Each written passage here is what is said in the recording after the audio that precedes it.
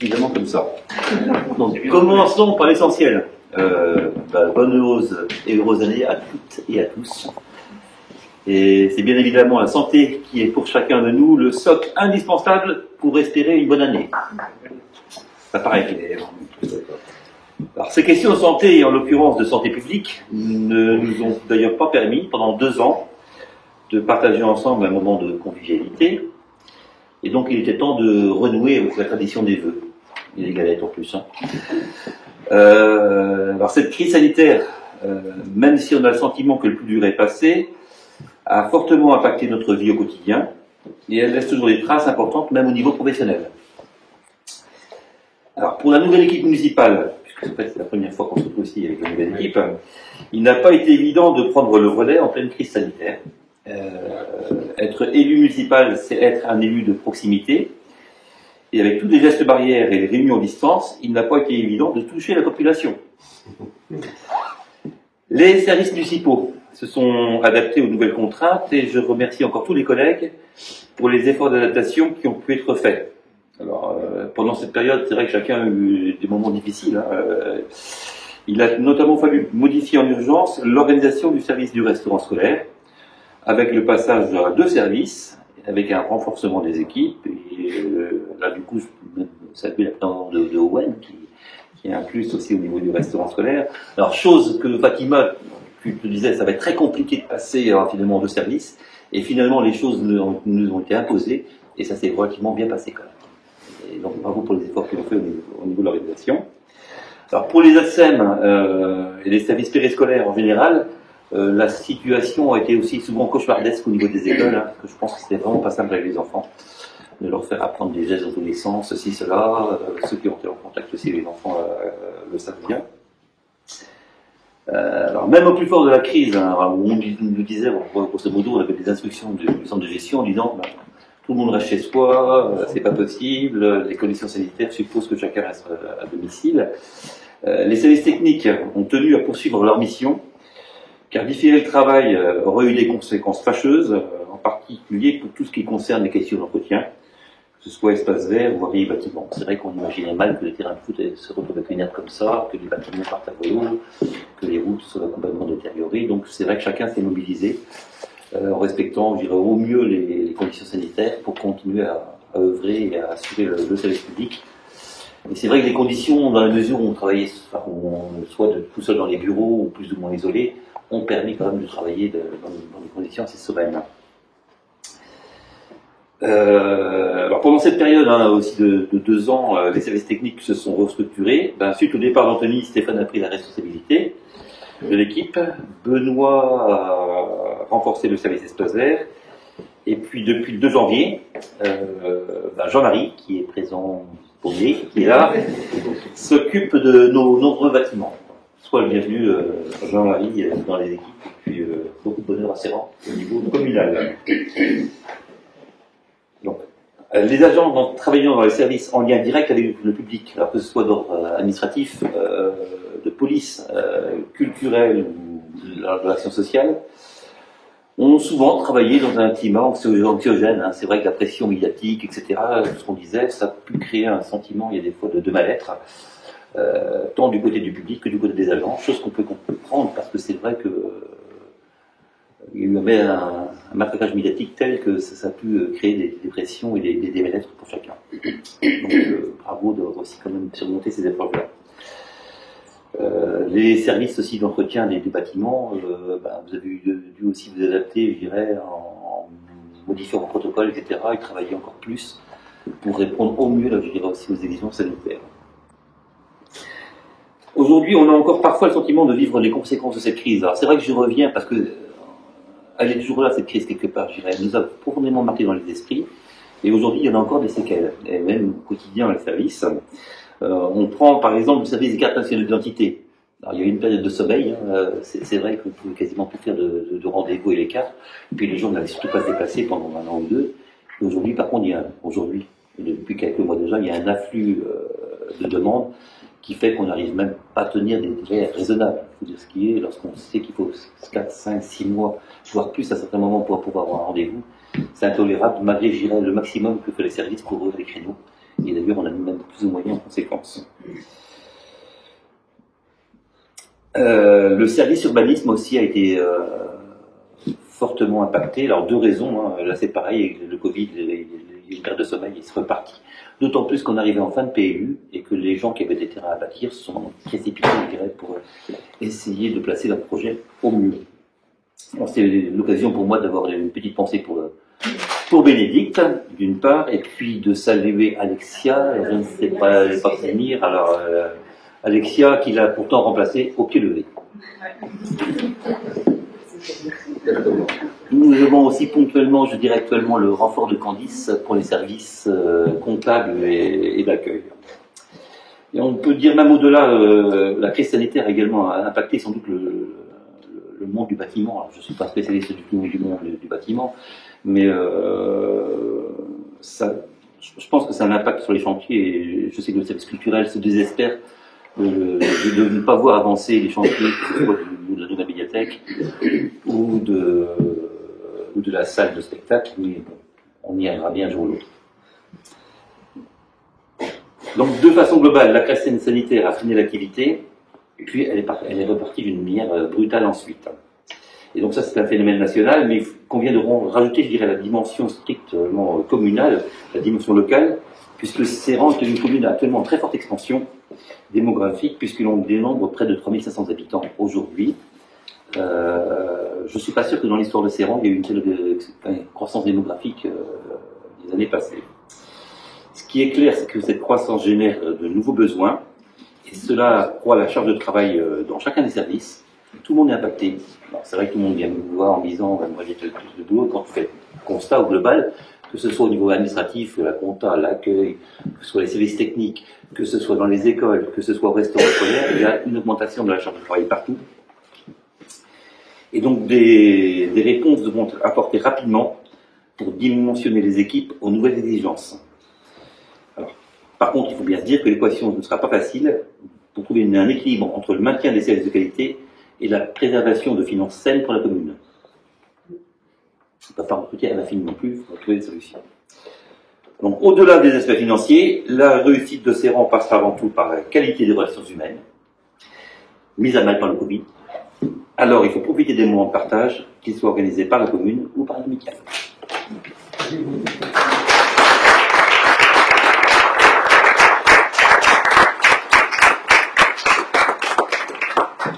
Moi, je ne vais pas vous faire un long et grand discours. Bon, on nous attend sur autre chose. D'abord, bonne santé, comme l'a dit Thierry. Ça, c'est le principal. Et encore une pensée aussi pour Bénédicte. Je vais vous donner un certain nombre d'informations, parce que c'est vrai que vous travaillez chacun sur une partie. Vous avez des informations précises sur tel ou tel sujet. Et parfois, vous n'avez pas d'informations générales. Je vais vous faire un rapide résumé de ce qui est en cours. La population, tu en as parlé.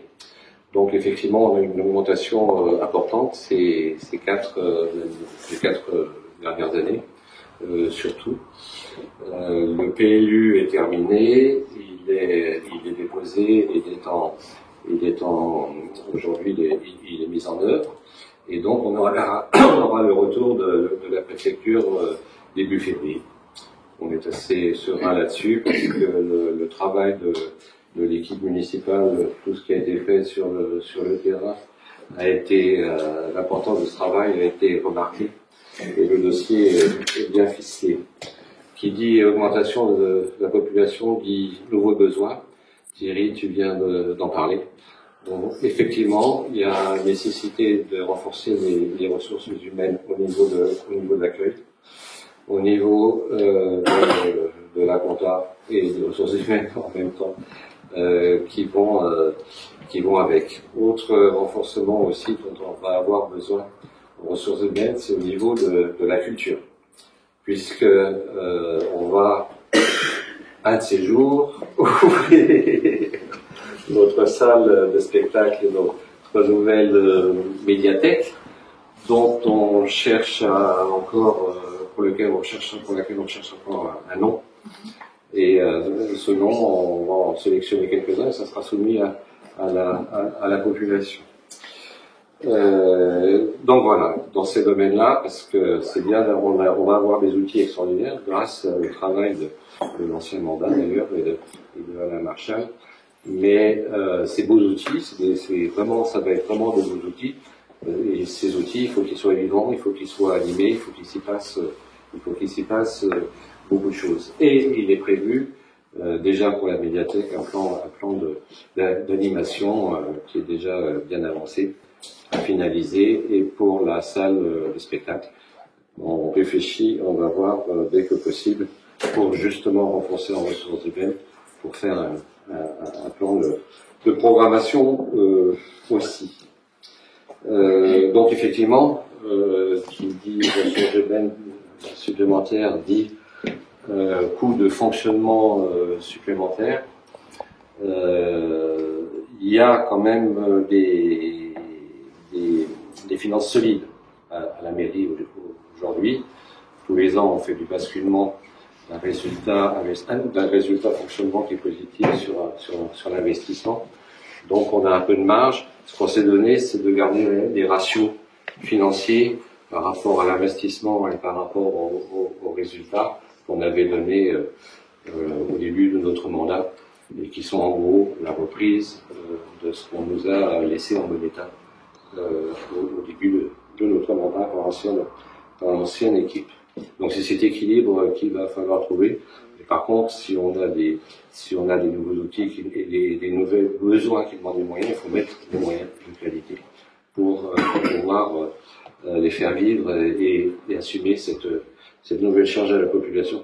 Donc ça, on va bientôt d'ailleurs réfléchir sur ces équilibres et prendre des décisions. Au niveau des grands travaux, alors, juste un mot. Jérôme, tu me dis si j'oublie quelque chose, si je raconte des bêtises. Donc il y a la médiathèque. La médiathèque, elle est un peu en panne parce qu'il y a le plâtrier il y a une entreprise dans un des postes qui a des problèmes d'entreprise. Et donc c'est bien de déposer le ça y est. Bon, donc ça peut peut-être avancer la chose. On va pouvoir avancer. D'accord, ça peut être débloqué, on peut reprendre une autre entreprise. Ça va prendre un petit peu de temps. Donc, désolé pour l'entreprise, mais c'est une bonne nouvelle pour nous parce que là, on était bloqués. La salle de spectacle, c'est à peu près la même chose. Sur France 16 Services, on a pris du retard parce qu'on a commencé par découvrir de l'amiante. On a fait un premier appel d'offres, on n'a trouvé personne pour s'en occuper. On a fait un deuxième appel d'offres.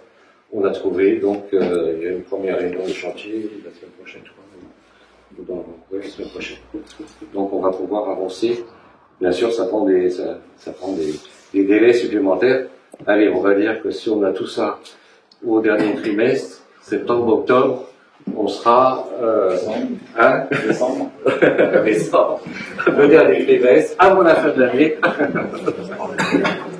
On sera content et on ne va pas arrêter de couper les rubans.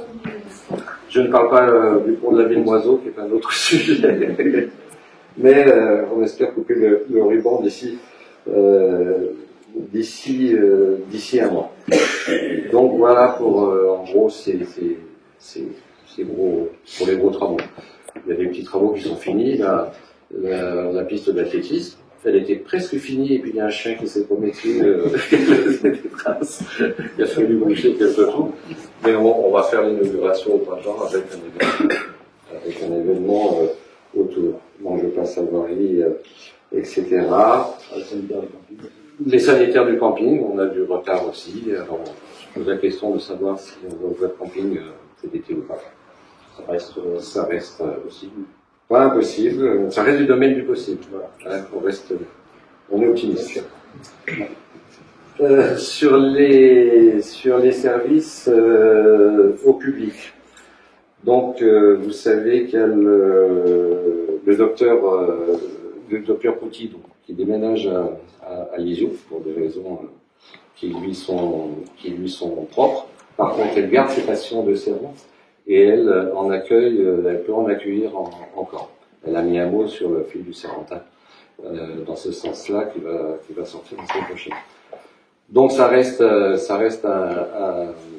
médecin de proximité pour les habitants de Serran, et ça donne l'opportunité de rechercher un deuxième médecin pour la remplacer auprès du docteur Reynald, qui lui a un peu évolué dans sa vision, et donc il recherche un associé. Donc ça fera une base solide. Il faut savoir que le docteur Reynald, pour vous donner quelques chiffres, normalement un médecin il a 800 patients référents. Avec le départ du docteur de Demont, il s'est retrouvé avec 1300. Les chiffres, pour dire les chiffres exacts. Il y a 4-5. Oui. Et en plus, il a 1610 patients actifs, c'est-à-dire des gens qui sont pas référents. Donc voilà, pour vous dire la situation. Donc, on est en réactive recherche pour... Si vous avez un médecin dans vos relations, Voilà. N'hésitez pas. on l'accueille. N'hésitez pas. Juste information aussi au niveau de l'OBC. Donc l'OBC a pris la compétence mobilité, et donc en ce qui concerne notre partie sur l'ouest et puis sur l'ensemble de l'OBC d'ailleurs, il va y avoir 5 lignes de cartes qui vont être mises en œuvre. Donc, et qui relieront les communes de l'OBC. Et on sera relié à Livio, à Malétroit, etc. En fonction des marchés, minimum 2 fois par semaine et le samedi. Donc la mobilité, c'est quelque chose d'important et essentiel aujourd'hui, à la fois pour les gens et puis à la fois pour la transition écologique. Donc c'est une bonne nouvelle, et ça devrait démarrer le 27 février. Vous aurez toutes les informations, des horaires, etc. On vous les donnera dès que ça sera calé avec les transporteurs. On a aussi un sujet sur le plan vélo. Le plan vélo, l'idée c'est de mettre aussi Serran aussi au niveau touristique dans un passage entre les Trois, Lisio, etc. Et le plan vélo donc concernera déjà des voies extérieures, des pistes cyclables qui nous mèneront jusqu'à, je ne me souviens jamais, voilà, et au-delà. Et donc à l'intérieur du bourg, en particulier la rue du Général de Gaulle sera remaniée pour faire une voie, comment on appelle ça, non, ça c'est le sens. Chaussidou, voilà, c'est le mot que je cherchais. Chaussidou, qui permet de faire vivre ensemble les voitures et les vélos. Et au centre du bourg, il y aura un espace partagé. Donc là, ça sera 20 km/h, qui permettra aux piétons, aux vélos et aux voitures de pouvoir vivre ensemble. Et puis il y aura quelques aménagements ici pour relier les commerces de vélo, les commerces urbains, etc. Donc ça, c'est un plan qui est en finalisation et dont les travaux démarreront. Moi, on n'est pas là, mais donc prochainement on finalise ça. Donc, là aussi, il y a quelques reculs. Donc tout ça, comme l'a dit Thierry, ça ne pourrait pas fonctionner sans vous. Hein. Vous êtes le cœur de la traduction de l'action aussi de la commune. Donc, bon, ça fait 2 ans, presque 2 ans et demi, mais presque un an qu'on est arrivé. On commence à se connaître, je pense, au nom de tous les élus pour avoir discuté avec eux. Je vous remercie, parce que tout ça, ça demande une information, une fluidité de communication et d'action. Alors rien n'est parfait, on n'est pas toujours en temps réel, et puis des fois on ne communique pas tout de suite des choses importantes en tant qu'il faut, donc forcément il peut y encore avoir quelques décalages, mais on on s'y emploie. Donc vraiment, je voudrais vous remercier pour la qualité du service, l'adaptation que vous avez à chaque fois, à chaque événement. Et donc ça, c'est important. Et puis c'est très important pour la commune et son fonctionnement. Donc, je voudrais vraiment vous remercier au nom de tous pour ça, les adjoints et moi-même, pour cette qualité et cette réactivité et cette disponibilité. Donc merci encore et je souhaite une bonne année à Séran, globalement, et surtout une bonne année à vous tous, la santé et puis toutes vos espérances personnelles aussi. Merci à vous d'être là.